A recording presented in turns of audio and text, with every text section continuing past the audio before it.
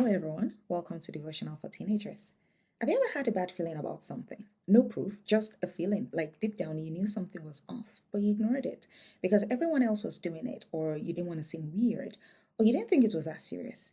And then later on, you found out that feeling was spot on and you regretted ignoring it. This is why discernment matters. And in today's devotional, we'll delve into what discernment really is and how to grow it as a teenager. Our Bible reading is from the book of Proverbs, chapter 5, verses 1 to 2. My son, pay attention to my wisdom. Listen carefully to my wise counsel. Then you show discernment, and your lips will express what you've learned. I'm sure you've heard the word discernment before. You might have heard it as a buzzword or in the context of knowing things that are not obviously expressed, either verbally or even in behavior. I think the Amplified version of the Bible gives a really nice description of what discernment is. In this version, verse 2 says that you may exercise discrimination and discretion, good judgment, and your lips may reserve knowledge and answer wisely to temptation. Discernment is the ability to discriminate, to tell the difference between very similar things, or to even be able to interpret a situation, even if it appears totally different. To peel back the layers to discover the truth that is hidden within. In the last devotional, we talked about committing to kindness and loyalty as a biblically grounded way to gain favor from those around us and from God. And in that devotional, we discussed the idea that loyalty isn't blind. Sometimes you have to choose to do something that the person you're loyal to won't like. Now, common sense might help you determine when to do something like that. For example, seeking help when a friend is frequently demonstrating risky behaviors, and to speak up or seek help when something unhealthy is going on with that friend. That takes you knowing right from wrong. That is common sense.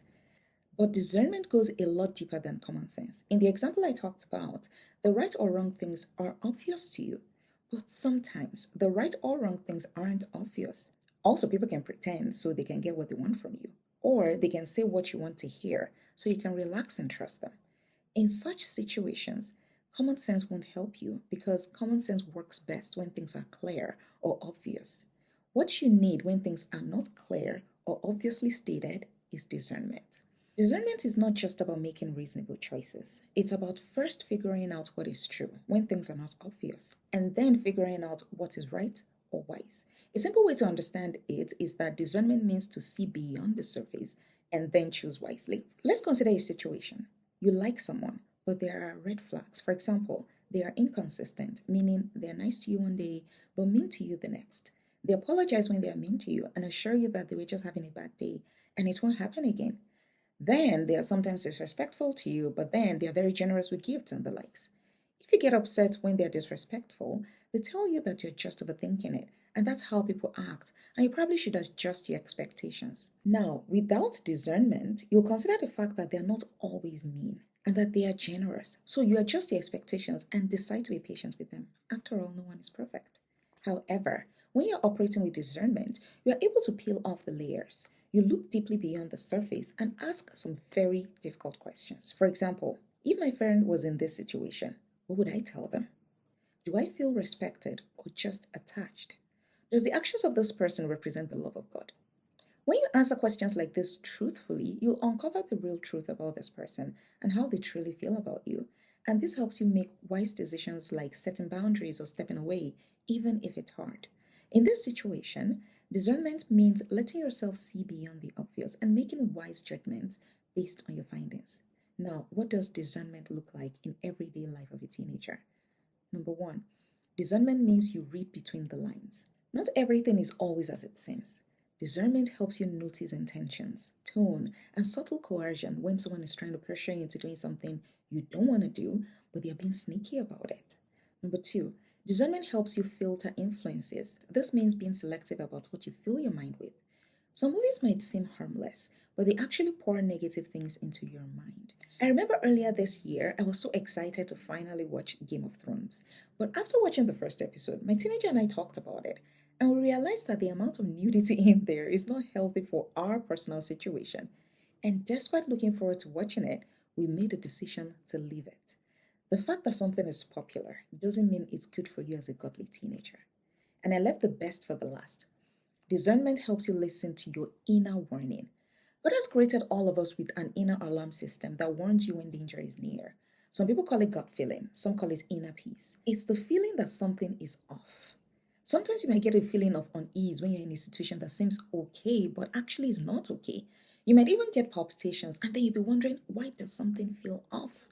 Now, discernment is a system that only gets stronger with the amount of attention you pay to it. It's not something you develop in one day. Verse 1 of our Bible reading today says, "My son, pay attention to my wisdom. Listen carefully to my wise counsel."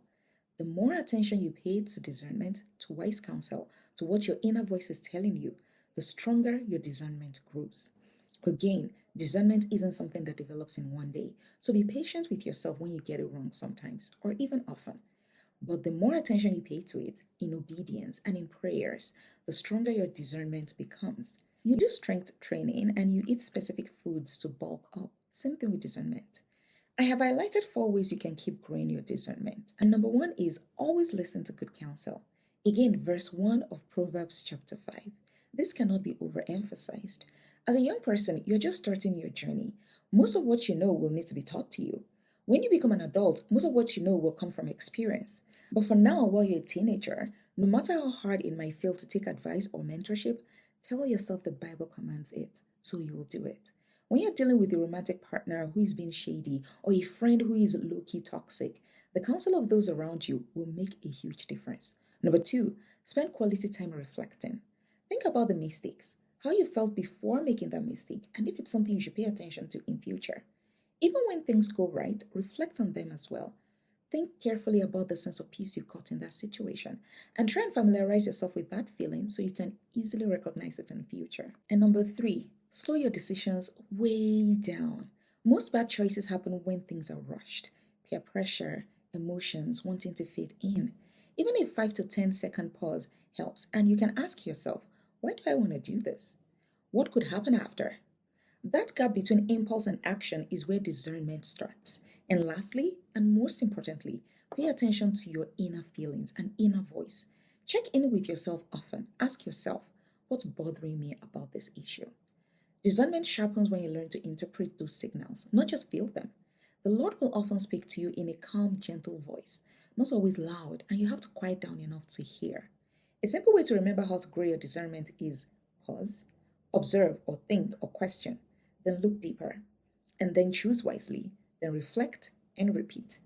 So, when you feel that check in your spirit, that hesitation, that quiet sense that something isn't right, don't ignore it. Pause and ask yourself, why do I feel this way? Where could this lead? Does this align with the will of God? Because not every opportunity is a good one. Not every friend is a good influence. And not everything that's popular is healthy. And not everyone who claims to mean well actually means well. Let us pray. Heavenly Father, thank you for the gift of discernment. I pray over everyone listening. Father, please increase our spiritual sensitivity. Help us to hear your voice whenever you prompt us. Please keep us alert in the spirit. In Jesus' name, amen. Thanks for listening to the devotional to the end. See you next time.